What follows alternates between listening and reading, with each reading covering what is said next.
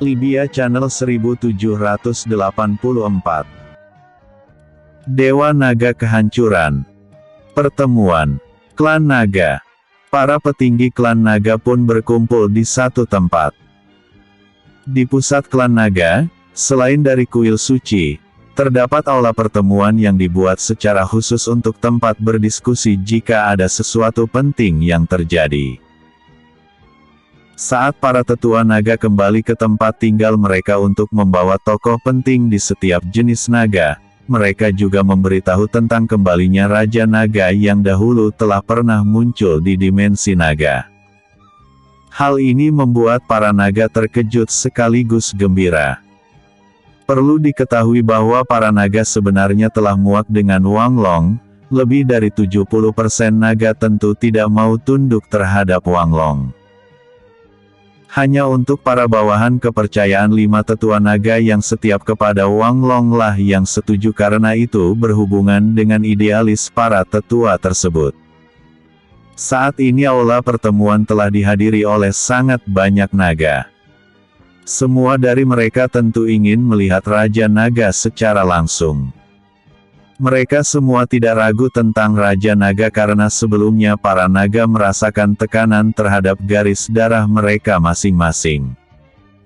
Tetapi hanya tokoh penting di setiap jenis naga yang mengikuti pertemuan saat ini. Di dalam ruangan yang sangat luas, Jieyan terlihat duduk di kursi yang cukup tinggi dibandingkan dengan kursi lainnya. Sementara itu, kursi-kursi lainnya tampak dibuat dengan posisi melingkari tempat tersebut. Kursi di sebelah Jieyan diisi oleh Gu Yin, Lan Qingzu, Xiao Yu dan Dai Mubai. Sementara untuk kursi kehormatan lainnya diduduki oleh 11 tetua klan naga. Awalnya ada 13 tetapi tetua naga kegelapan telah dihabisi oleh Jieyan dan tidak ada yang keberatan tentang hal itu karena kematiannya merupakan keputusan dari Raja Naga. Jieyan, aku telah menangkap semua naga itu sebelumnya dan Xiao Zia telah membantuku menundukkan mereka. Apakah ada tempat bermain yang lebih menarik? Xia Yuer yang duduk di kursi VIP-nya pun bertanya dengan nada bersemangat. Ia tentu merasa tugas sebelumnya sangat penting. Ini juga dikarenakan dirinya yang dikirim menangkap para naga, banyak naga yang berkhianat melawan dan terjadi pertarungan panjang selama hampir seharian. Walaupun sebenarnya para tetua naga memberi tekanan kepada naga lainnya tanpa diketahui oleh Xia Yuer, itu tetap membuat Xia Yuer merasa bangga karena berhasil mengalahkan banyak naga. Para tetua naga yang membantu Xia Yuer mencoba sebisa mereka untuk menghibur roh peri mungil tersebut karena mereka tahu hanya dari sikap Raja Naga mereka terhadap Xia Yuer. Yuer, kita akan berdiam diri untuk beberapa saat setelah pertemuan ini, itu juga untuk mempersiapkan perang yang akan datang. Tingkatkan kultivasimu secepatnya karena kita akan melawan Sekte Cahaya Suci. Jieyan berbicara dengan nada sangat serius ketika menatap ke arah Xia Yuer yang bersemangat. Benarkah? Mata Xia Yuer berbintang ketika mendengar bahwa mereka tidak akan lama lagi melawan Sekte Cahaya Suci. Ia merasa bahwa itu adalah tempat bermain paling baik saat ini. Karena itu, ia pun langsung bermeditasi di bahu Jieyan memulai kultivasinya untuk menembus kultivasinya. Jieyan hanya tersenyum melihat sikap Xia Yuer yang selalu bersemangat jika itu menyangkut hal bermain dan memakan cemilan yang mahal. Yang mulia, semuanya telah berkumpul saat ini. Tetua Naga Api pun berdiri di kursinya lalu berbicara dengan nada hormat kepada Jieyan. Semua naga juga menatap ke arah Jieyan dengan tatapan hormat karena semua yang ada di sana tentu para naga yang telah mengakui Jieyan sebagai Raja Naga sebenarnya, walaupun ada 4 tetua klan naga yang telah diberi segel budak oleh Xiao Zia. Baik, karena semuanya telah berkumpul, aku akan memulai pertemuan kali ini. Jie Yan perlahan berdiri lalu berjalan mengintari meja bundar besar tersebut. Kalian harus tahu bahwa benua Sein saat ini diduduki oleh 8 kekuatan besar dan 1 organisasi yang mengawasi. Ketika dimensi naga meledak, klan naga muncul di dunia dan menjadi salah satu kekuatan besar tersebut. Tetapi, walaupun klan naga telah membuat perjanjian dengan untuk menyeimbangkan kekuatan, banyak kekuatan yang tidak setuju dengan hal itu walaupun sudah disetujui oleh organisasi Sein Langit. Jie Yan menghentikan langkahnya saat ia berhenti berbicara. Para naga tidak berani melihat ke belakang dan hanya mendengarkan dengan seksama. Tap. Jie Yan menyentuh pundak salah satu tokoh penting dan dia adalah Tetua Naga Api, tetua yang paling berkomitmen pada peraturan klan naga. Tetua Naga Api, ketika benua Sein menerima rumor tentang sesuatu yang disebut sebagai era para naga, apa pendapatmu tentang hal itu? Tanya Jie Yan. Wajah Tetua Naga Api sedikit muram lalu menjawab dengan suara hormat kepada Jie Yan, "Yang mulia, aku sudah membuat perkiraan bahwa rumor itu bertujuan untuk memancing semua kekuatan besar perlahan-lahan menghancurkan klan naga dari berbagai sisi. Contohnya, dalam hal sumber daya, klan naga selalu menjadi yang terbelakang.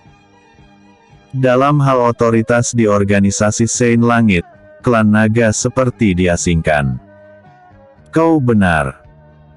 Jie Yan cukup puas dengan Tetua Naga Api tersebut lalu ia berjalan kembali sambil melanjutkan kata-katanya, yang paling mencolok menekan klan naga dari berbagai aspek adalah Sekte Cahaya Suci dan Kekaisaran Han. Saat mengatakan itu, Jie Yan kembali berhenti di tempat. Matanya menyipit tajam, auranya sedikit bocor. Selain dari perbuatan kedua kekuatan besar terhadap klan naga, Jie Yan juga memiliki dendam pribadi kepada kedua kekuatan tersebut. Para tetua naga juga memasang wajah dingin bersama dengan tokoh penting lainnya di klan naga yang memiliki basis kultivasi tingkat alam sage tahap ke-8 dan beberapa di tahap ke-9 walaupun mereka tidak bisa dibandingkan dengan tetua klan naga. Jie Yan kembali berjalan perlahan lalu melanjutkan kata-katanya, klan naga disebut yang terkuat saat ini di antara 8 kekuatan besar, bahkan bila dibandingkan organisasi Sein Langit, kita jauh lebih kuat. Tetapi dari saran dua pihak yaitu Sekte Cahaya Suci dan Kekaisaran Han, organisasi Sein Langit akhirnya mengancam klan naga bahwa semua umat manusia akan berperang melawan klan naga. Aku mendengar ini dari Tetua Naga Angin. Dan demi keamanan semua naga, hampir semua tetua setuju menandatangani perjanjian untuk menyeimbangkan kekuatan. Namun, Sekte Cahaya Suci yang paling dekat dengan klan naga sering membuat masalah. Bahkan klan Yao yang lebih dekat tidak peduli pada klan naga, namun Sekte Cahaya Suci melakukan hal secara diam-diam yaitu membereskan anggota klan naga satu persatu. Kali ini, Sekte Cahaya Suci mencoba memburuku dengan segenap kekuatan mereka. Alasannya, tentu saja karena aku membunuh 2 penerus Sekte Cahaya Suci. Jie Yan berhenti kembali di tempatnya duduk lalu menatap semua naga yang ada di dalam ruangan tersebut. Para naga yang mendengar itu terkejut bahwa Sekte Cahaya Suci bahkan memburu raja mereka. Tentu amarah mereka naik walaupun tidak menunjukkannya karena semuanya masih berada di ruang pertemuan. Menurut kalian, apakah Raja Naga dari klan naga bisa seenaknya diburu? Tanya Jie Yan acuh tak acuh. Bam! Tetua Naga Api yang sangat agresif pun berdiri dan menamparkan meja lalu berbicara dengan nada yang dalam, "Yang mulia, biarkan aku memimpikannya pasukan untuk menghancurkan Sekte Cahaya Suci. Aku tidak akan membiarkan mereka berbuat sesuka hatinya lagi." Lalu tetua naga bulan juga berdiri dan melanjutkan, apa pentingnya peraturan dari organisasi Sein Langit? Karena sekte cahaya suci berani memburu yang mulia, tidak ada gunanya berdiam diri. Ayo kita tunjukkan seperti apa sebenarnya klan naga.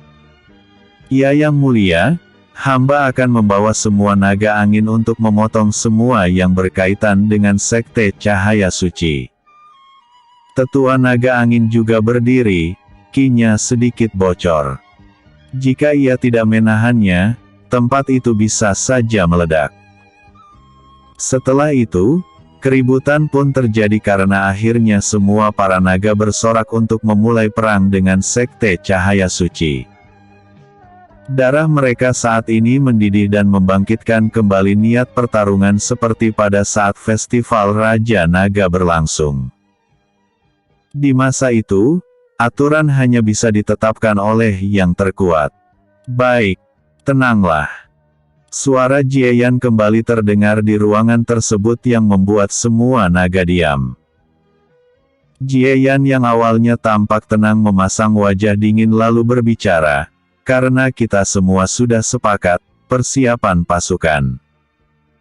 Dalam waktu kurang dari 1 minggu, kita akan pergi ke pintu sekte cahaya suci. Episode sebelumnya, pergerakan klan Wang. Episode berikutnya, pergerakan di sisi lain, klan naga. Saat kata-kata Jieyan jatuh, ki para naga pun bocor yang membuat tempat tersebut bergetar keras. Jika saja tempat itu tidak terbuat dari batu khusus, itu pasti akan meledak dalam sekejap.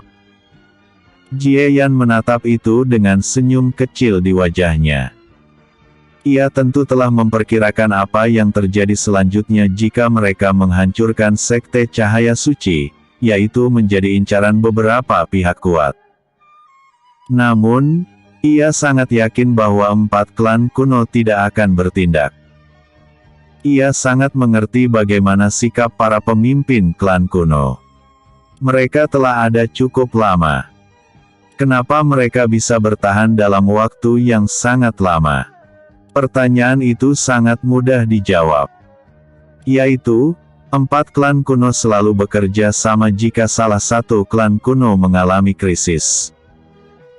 Walaupun klan kuno tampak berselisih di permukaan, mereka tidak pernah saling membinasakan. Jika tidak, sudah pasti hanya ada satu klan kuno di benua Sein.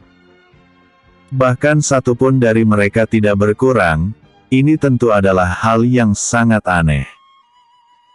Dalam kurun waktu yang cukup lama, pasti banyak kekuatan besar yang muncul, sekuat apapun klan kuno, sudah pasti akan ada salah satu dari mereka yang jatuh. Tetapi nyatanya tidak sama sekali. Jieyan telah mengumpulkan cukup banyak informasi. Tetapi tidak pernah ada catatan tentang pemimpin klan kuno yang saling membunuh walaupun mereka pernah bertarung sampai terluka parah. Tidak seperti sikap klan kuno terhadap kekuatan lainnya. Contohnya adalah klan Lin yang membunuh Kaisar Han sebelumnya, dan leluhur tua kekaisaran Han membunuh putra Lin Ming dan Lin Si. Siapkan pasukan, teriak Jieyan. Di saat itu juga, para naga pun langsung bergerak untuk mengumpulkan para naga yang akan ikut dalam perang menjatuhkan sekte cahaya suci. Ruangan tersebut langsung hening, menyisakan Jieyan, Guyin, Xiao Yu, Lan Qinzu dan Dai Mubai. Sebelum ada yang berbicara, ruangan naga terdengar di banyak tempat di klan naga. Itu adalah raungan tanda perang dan langsing disahut oleh naga lainnya. Jieyan pun menatap ke arah Guyin dan Dai Mubai. Kalian berdua bersiaplah. Berkultivasilah dalam beberapa hari ini untuk menembus kultivasi kalian. Aku yakin sumber daya yang diberikan oleh klan naga akan membuat kalian berdua mencapai tingkat alam sage tahap ke-7. Iya. Guyin dan Dai Mubai mengangguk lalu pergi dari tempat tersebut ke tempat yang telah disediakan oleh para naga untuk keduanya berkultivasi. Kakak, apakah kau tidak mencoba menembus tingkat alam sage tahap ke-8? Lan Qingzu bertanya dengan nada penasaran. Tidak, aku tidak memiliki cukup waktu. Setidaknya aku harus berkultivasi selama beberapa bulan. Syarat mencapai tingkat alam sage tahap ke-8 adalah menguasai konsep dasar elemen yang digunakan. Jika tidak menggunakan itu, butuh sumber daya hampir 10 kali lipat lebih banyak untuk mencapainya. Dan menggunakan sumber daya, kekuatan hanya akan menjadi biasa-biasa saja dan terobosan juga sangat lama. Ujar Jieyan sambil menggelengkan kepalanya. Tetapi klan naga memiliki batu konsep dasar yang cukup banyak. Lan Qingzu menambahkan. Jieyan menatap ke arah Lan Qingzu dengan tersenyum. Ia pun menepuk kepala Lan Qingzu dan berkata, di klan naga, tidak ada yang namanya batu konsep teleportasi atau lebih tepatnya konsep ruang dan waktu. Juga, tidak ada konsep kehancuran walaupun aku bisa menggunakan batu konsep petir untuk memahami dasar dari kekuatan kehancuran. Lan Qingzu merasa malu ketika mendengar hal itu. Ia hampir lupa tentang hal itu, Jieyan tidak seperti dirinya dan Xiao Yu yang memiliki elemen dasar lain yang memiliki batu konsep di klan naga. Bukankah sebelumnya kau telah menyentuh konsep ruang dan waktu ketika menghadapi Han Chen? Tanya Xiao Yu penasaran. Iya. Itu hanya menyentuh tetapi tidak menguasai dasar dari konsep yang harus digunakan untuk kemampuan garis darahku. Tetapi aku yakin dalam waktu dekat, aku pasti mempelajarinya dan mencapai tingkat alam sage tahap ke-8. Ucap Jieyan dengan nada percaya diri. Yang ia butuhkan saat ini hanyalah masalah waktu, tetapi ia memiliki firasat buruk mengenai sesuatu sehingga ia memutuskan menyerang Sekte Cahaya Suci. Lalu, bagaimana dengan Yuer? Tanya Xiao Yu menatap ke arah Xia Yuer yang masih bermeditasi di bahu Jieyan. Tidak ada masalah dengannya. Bakat Yuer adalah bakat laten terbaik yang aku ketahui selain dari Xia dan satu gadis kecil bernama Tang Yuha. Jika saja dia serius berkultivasi, menguasai konsep hanyalah cemilan ringan baginya. Sayangnya, Jieyan terdiam saat melirik ke arah Xia Yuer lalu menggelengkan kepalanya karena ia tahu bahwa roh peri mungil tersebut pasti lebih memilih bermain dan makan. Jika saja kultivasi Jieyan sangat tinggi, Xia Yuer akan langsung mencoba mengejarnya karena hanya dengan kekuatan yang dekat dengan Jieyan dia bisa bermain di tempat tertentu. Dan arti kata bermain adalah bertarung.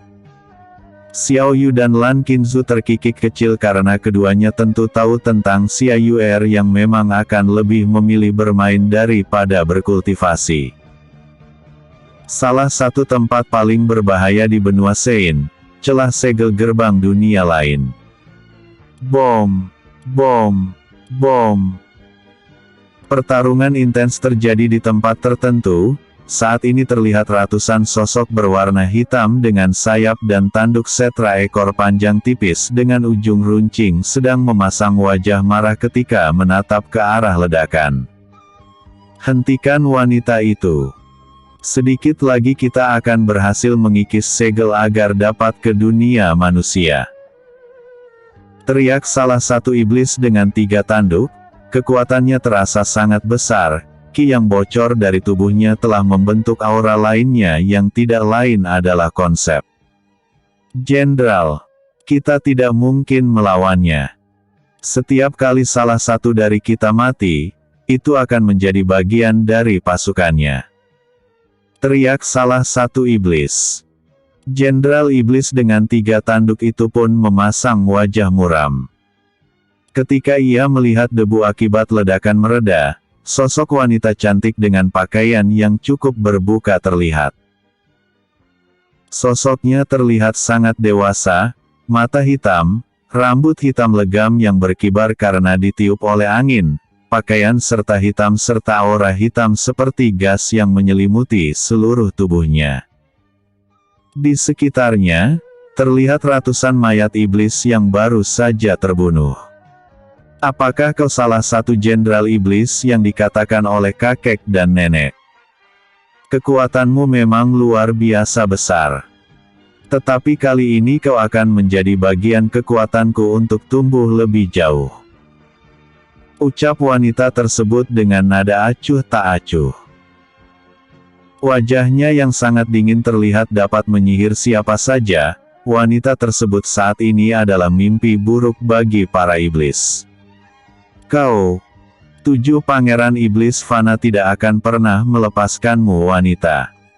Kau menggunakan kekuatan menjijikkan itu untuk memanipulasi para iblis. Ucap jenderal iblis dengan nada dingin. Oh, 7 pangeran iblis fana. Apakah ada jenis pangeran iblis? Wanita tersebut tampak sedikit tertarik. Apa menurutmu hanya akan ada alam fana dan alam abadi di dunia manusia? Sungguh lelucon. Bunuh dia, teriak jenderal iblis.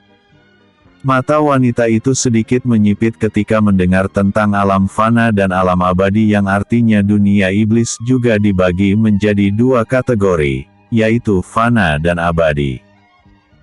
Wanita itu pun menaikkan sudut bibirnya lalu ia perlahan mengangkat telapak tangannya sedikit ke arah atas.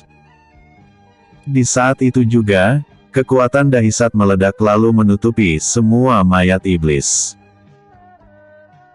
Wanita yang bertarung sendirian dengan para iblis adalah seorang wanita yang telah lama berlatih di tempat tersebut.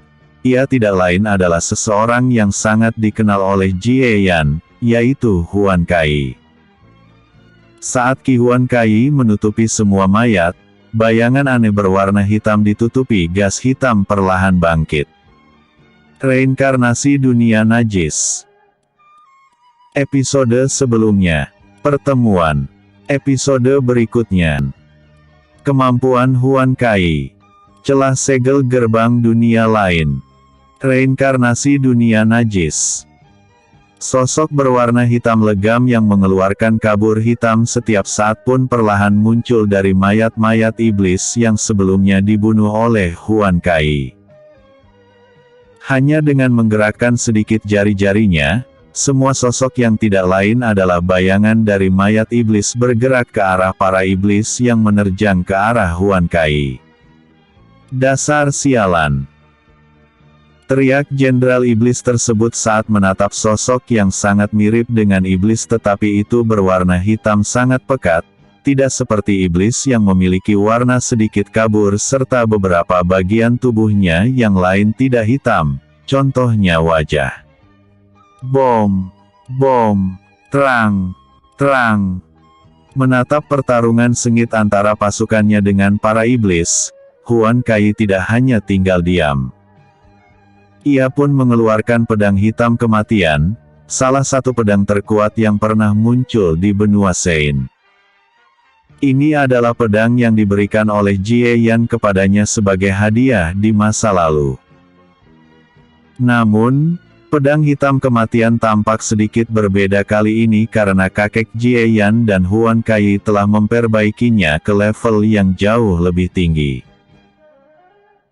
Bisa dikatakan, level pedang tersebut telah melampaui kekuatan fana karena Lin Ming memperbaikinya menggunakan bahan tertentu yang tidak pernah muncul serta metode penempaan kuno yang didapatkan oleh Lin Ming di suatu tempat tertentu. Matilah! Jenderal iblis yang dengan cukup mudah melewati pasukan Huan Kai, tiba di hadapan Huan Kai dan langsung menyerang menggunakan pedang. Ilusi bayangan. Seraing. Jeres. Tebasan dari jenderal iblis langsung membuat dampak yang sangat kuat. Itu membelah permukaan tanah ke tempat yang sangat jauh. Ketika Jenderal Iblis merasa bahagia karena melihat tubuh Huan Kai yang terbelah, ia membeku setelahnya karena tubuh Huan Kai berubah menjadi bayangan kabur. Tarian bayangan. Dari bayangan milik Jenderal Iblis, Huan Kai keluar dengan kecepatan tinggi sambil mengayunkan pedang hitam kematian dengan cara yang cukup anggun, tetapi bidikannya tertuju pada bagian vital. Sial. Perisai konsep. Seraing. Seraing. Serak. Serak. Ketika Huan Kai melewati Jenderal Iblis dengan cara yang anggun, beberapa luka terlihat di tubuh Jenderal Iblis.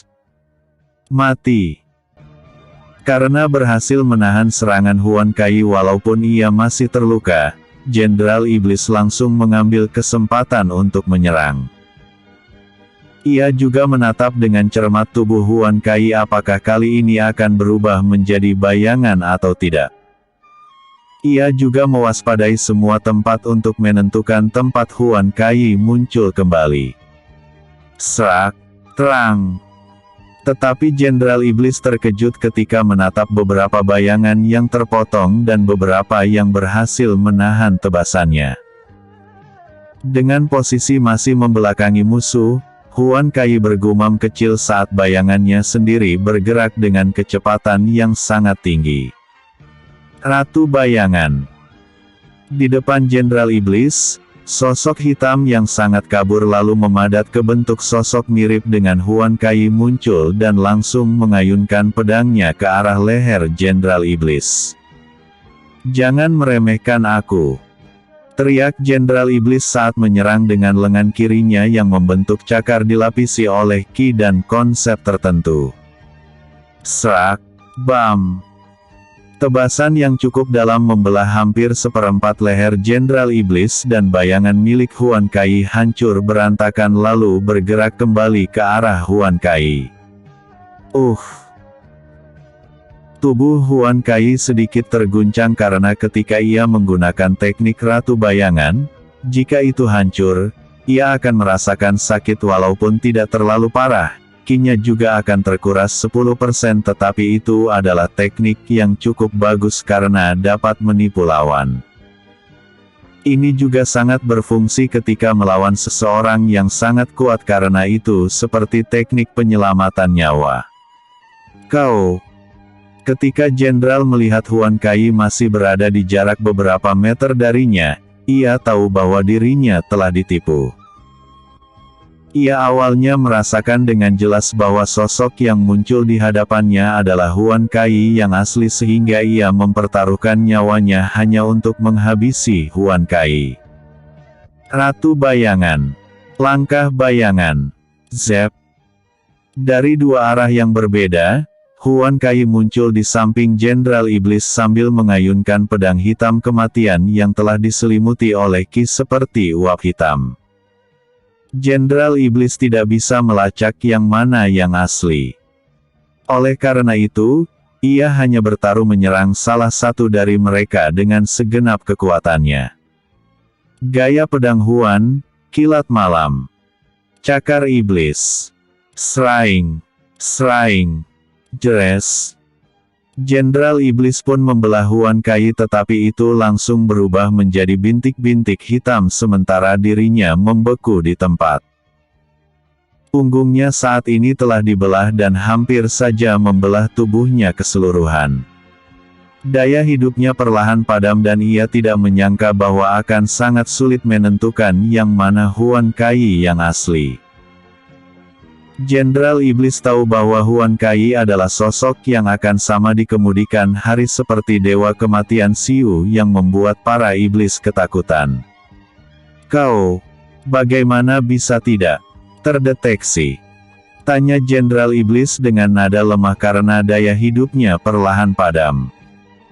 Ini adalah teknik unik milikku yang mengorbankan 10% persediaan cadangan ki hanya dengan satu kali menggunakannya. Tetapi aku bisa berpindah posisi dengan bayanganku sendiri dengan bebas.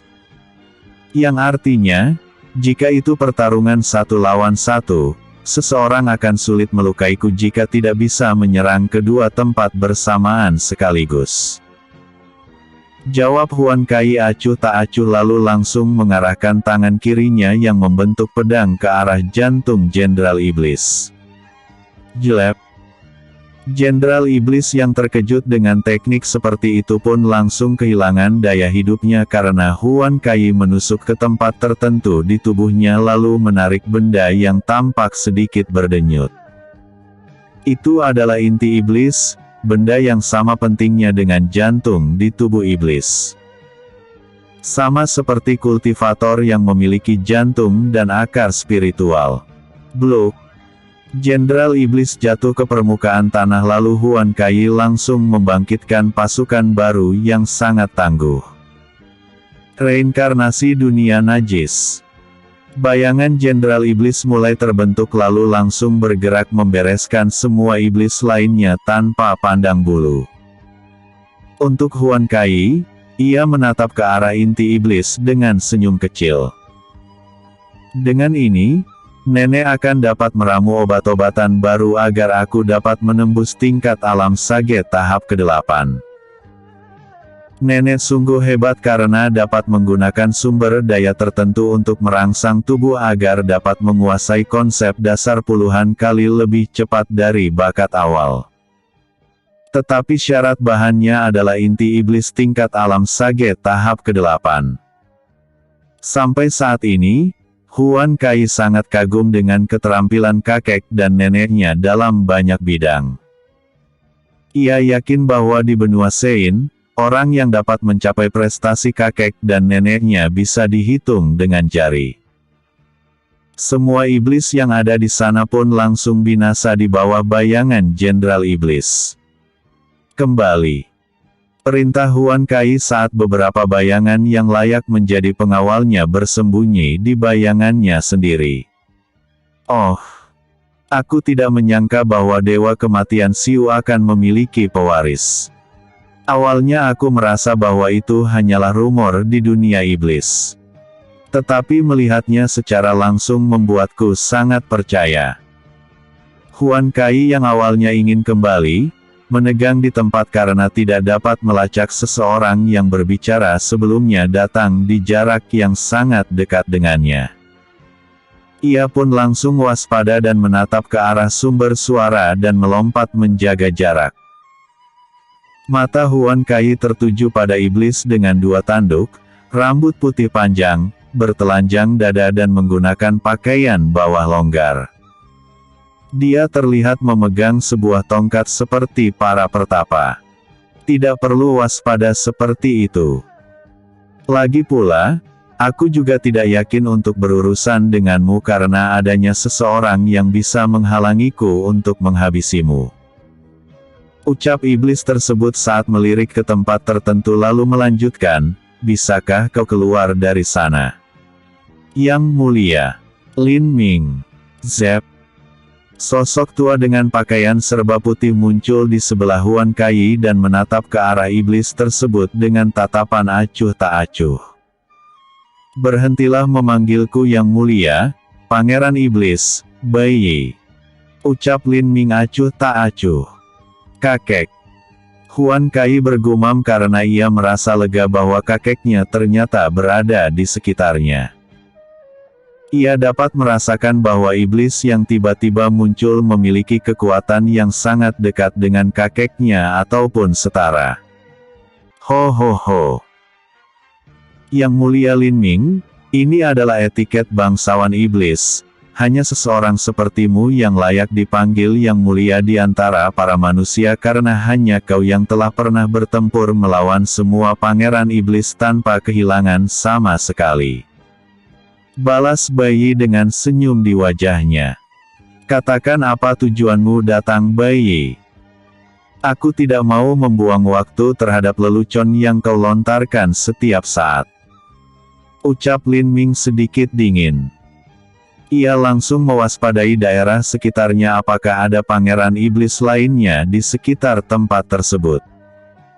Jangan waspada seperti itu.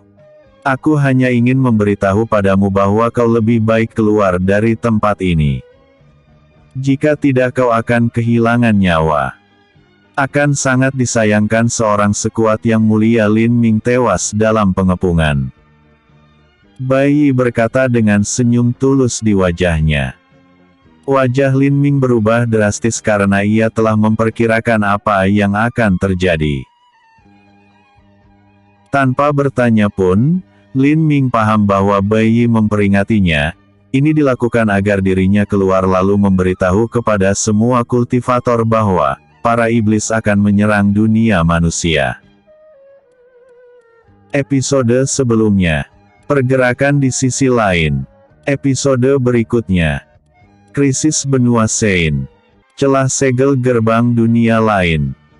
Wajah Lin Ming sangat muram ketika mendengar apa yang dikatakan oleh Bai Yi. Ia tidak menduga bahwa kali ini Pangeran Iblis akan bersatu hanya untuk menjatuhkan satu dunia fana. Melihat raut wajahmu, kau pasti tidak menyangka bahwa 7 Pangeran Iblis akan bergabung hanya untuk menginvasi duniamu, bukan? Bai Yi bertanya dengan senyum hangat di wajahnya. Untuk Huan Kai, ia menatap senyum di wajah Bai Yi dengan jijik. Kepribadian Bai Yi yang terlihat lembut dan periang tentu hanyalah kamuflase walaupun ia tidak membuktikannya dengan cara membuat Bai Yi menampilkan wajah aslinya. Yang mulia Lin Ming, karena aku telah memberikan berita ini, aku harap kau siap ketika kita bertemu lagi.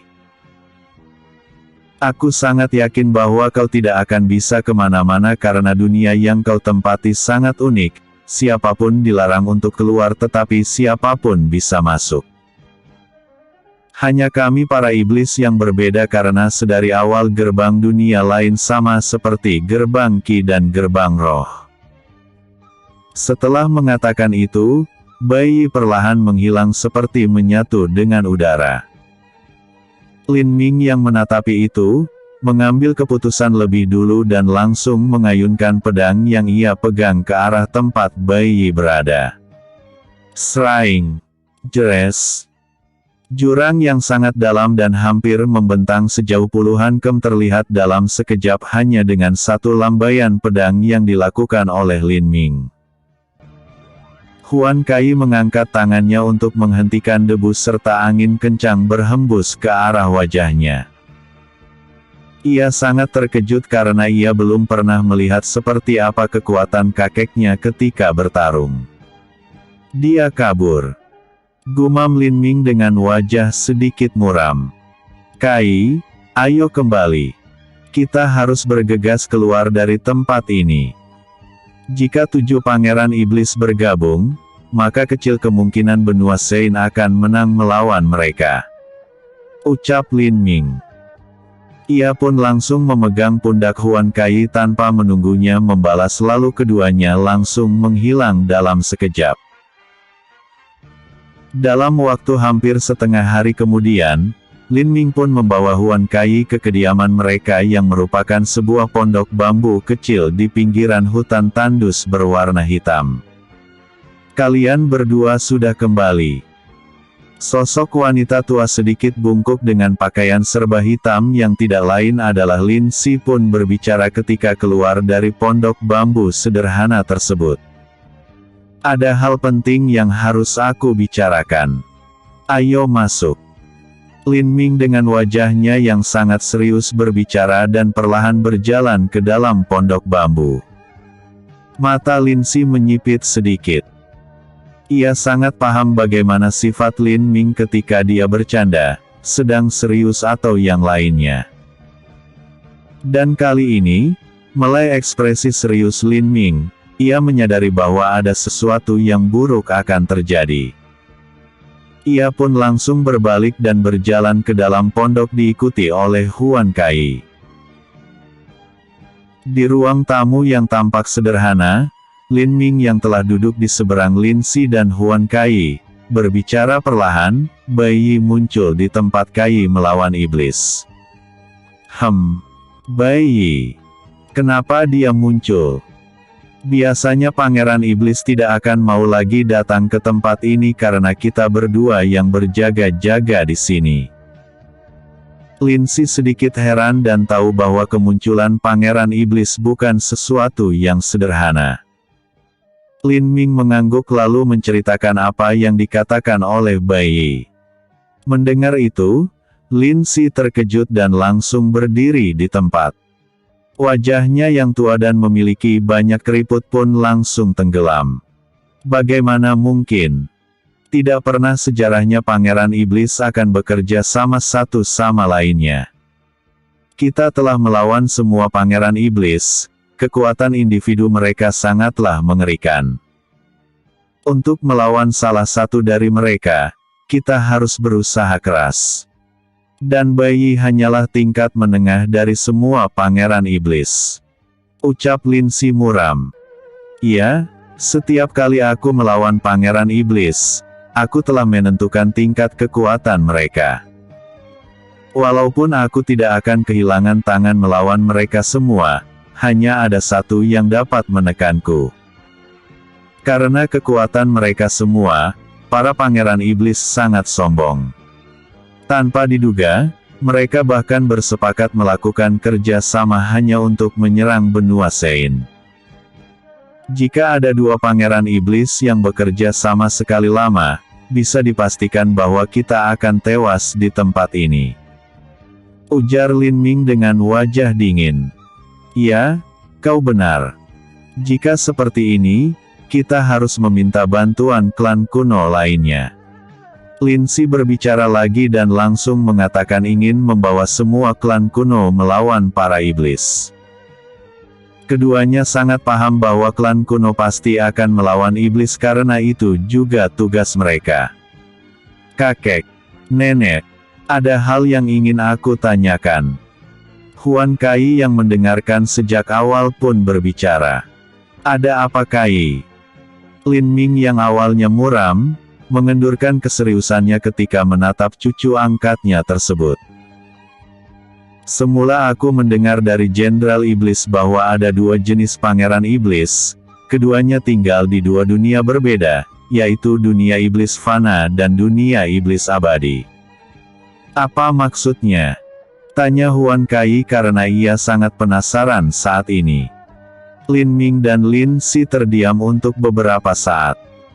Setelah hening sejenak, Lin Ming menghela nafas panjang lalu berbicara, ya, itu memang benar. Kedua alam itu sangat berbeda, dunia manusia juga sama-sama memiliki alam fana dan alam abadi. Setiap kultivator akan memiliki kesempatan untuk menembus belenggu dan mencapai tingkat abadi. Bisa dikatakan, kekuatan tingkat awal abadi dapat memusnahkan 100 kultivator tingkat alam sage tahap ke-9 seorang diri. Ujar Lin Ming.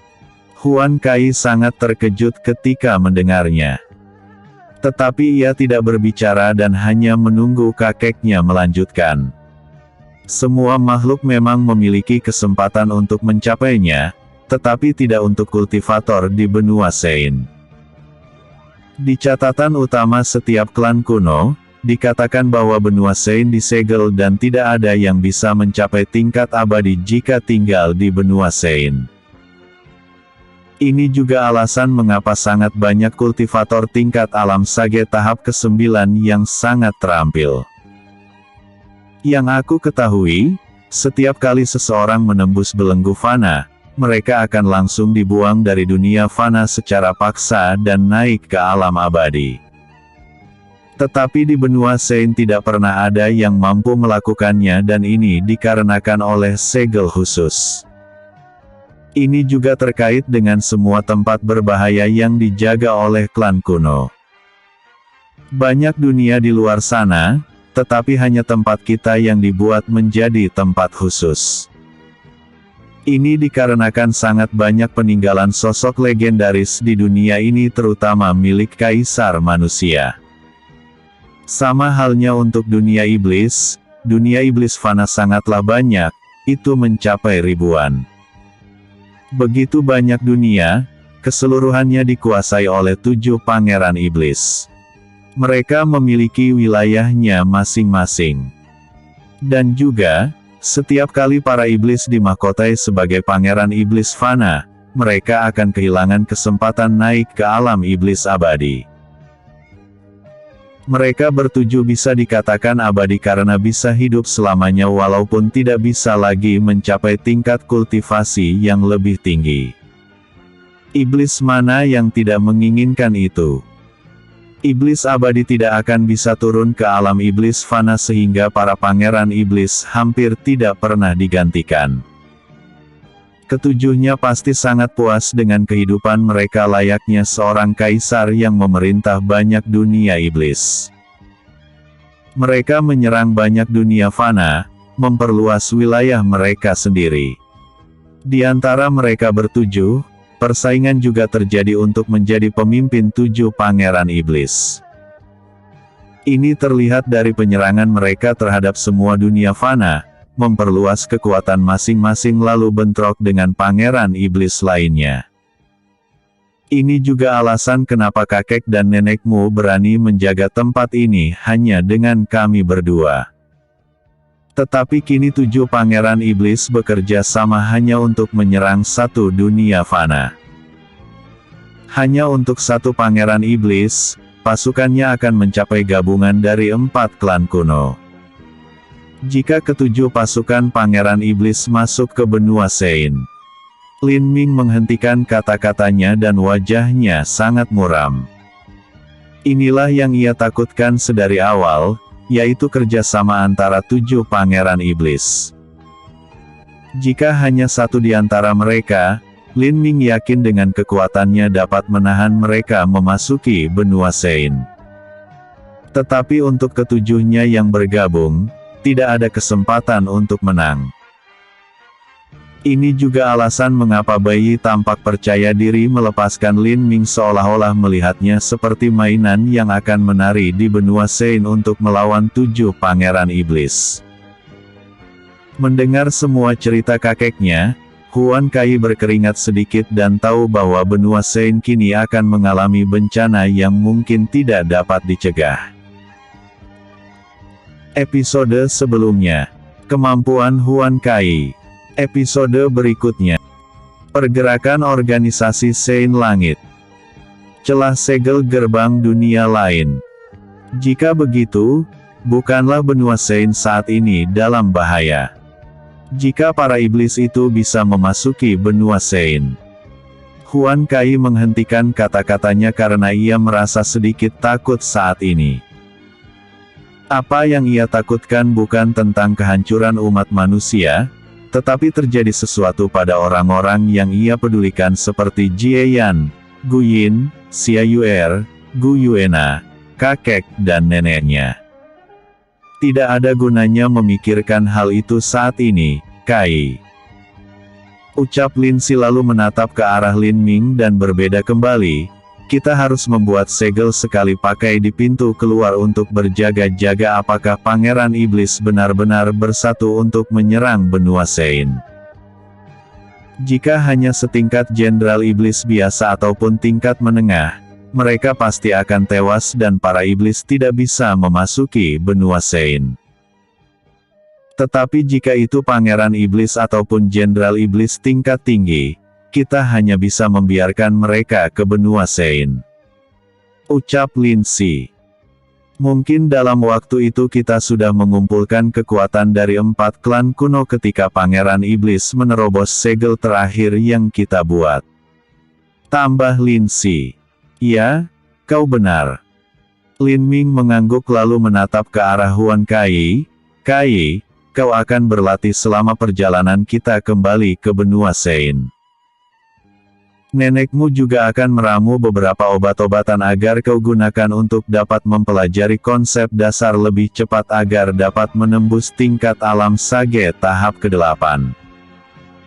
Kemungkinan, selama perjalanan beberapa bulan kembali ke benua Sein, kau akan mencapai tingkat alam sage tahap ke-8.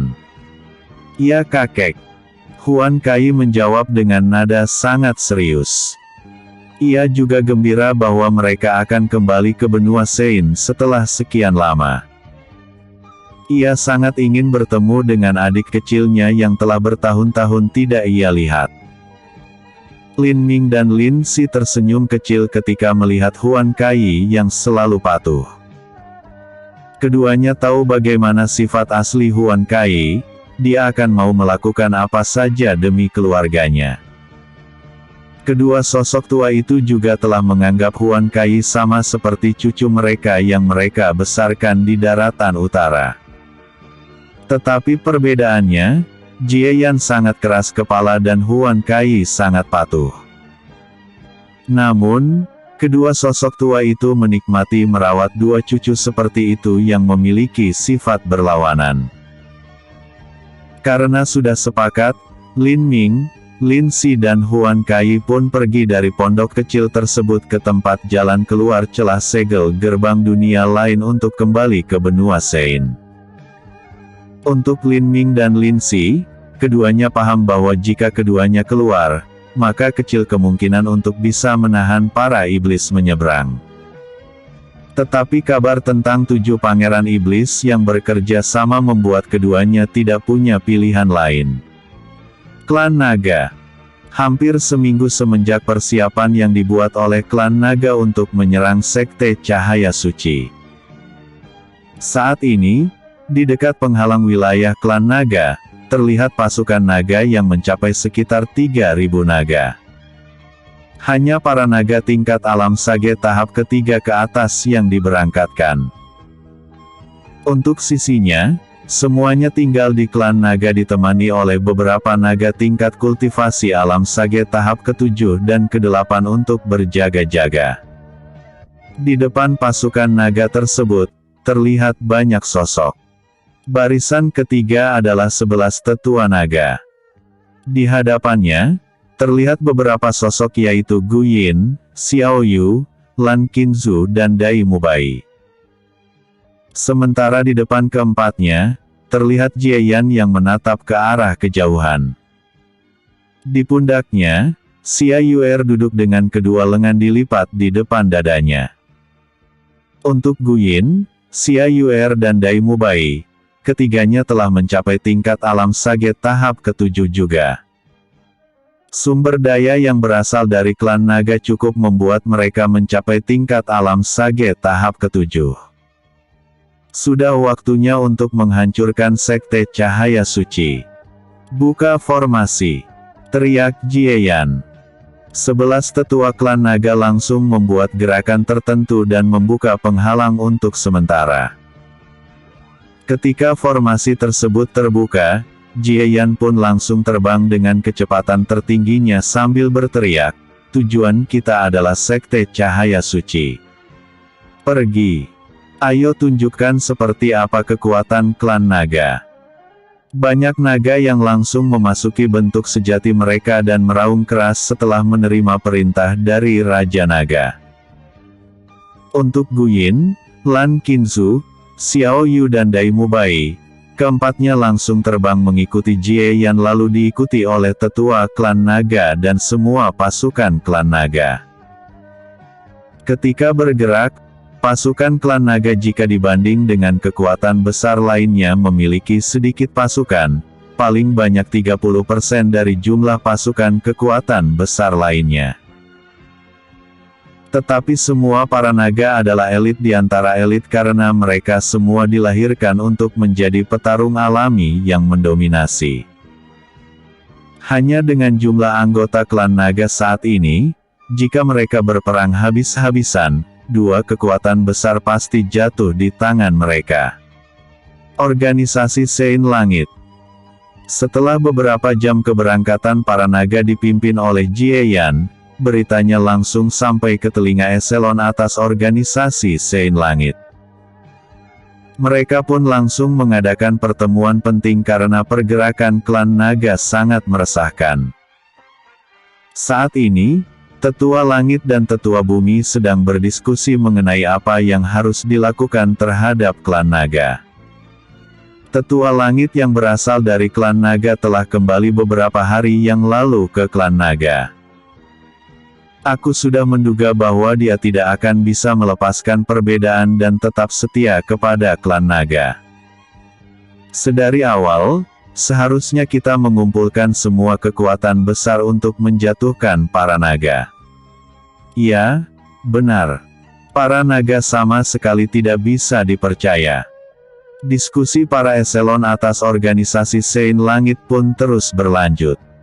Semua tetua mengatakan pendapat masing-masing. Tetapi tidak ada satupun dari mereka yang berbicara untuk klan naga. Tenanglah. Salah satu tetua langit berbicara, ia adalah salah satu dari 3 top kultivator organisasi Sein Langit, Su Hong. Su Hong adalah kultivator keturunan dari klan kuno Zhu, tetapi ia lahir di organisasi Sein Langit karena pendahulunya yang berasal dari klan Zhu dipilih sebagai tetua langit juga untuk organisasi Sein Langit. Semua mata tertuju pada Su Hong ketika ruangan tersebut hening seketika. Melihat semuanya telah diam, Su Hong berbicara kembali. Dari informasi yang kita dapatkan, tujuan klan naga adalah sekte cahaya suci, bukan klan Yao.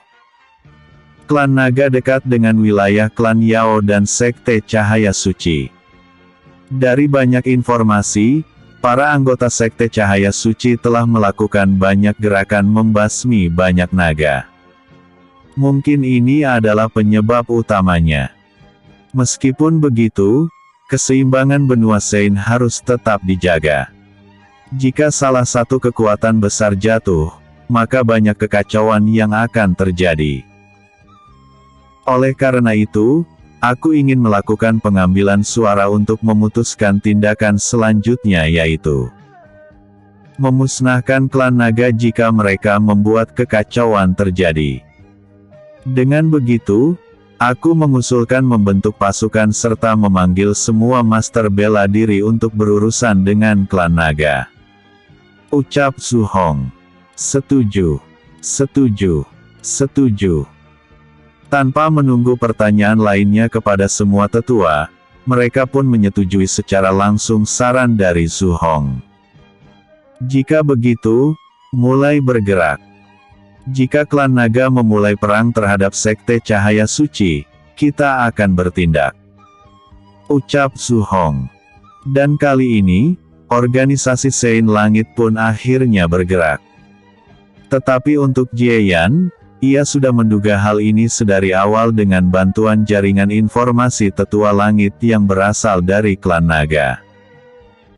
Jie Yan telah siap melawan organisasi Sein Langit sekalipun karena dengan kekuatan klan naga, mereka tidak akan kalah melawan 2 kekuatan besar sekaligus. Hanya saja, masalah yang harus dihadapi oleh Jie Yan dan klan naga adalah master bela diri yang dipilih oleh organisasi Sein Langit. Episode sebelumnya, Krisis Benua Sein. Episode berikutnya, reaksi semua pihak.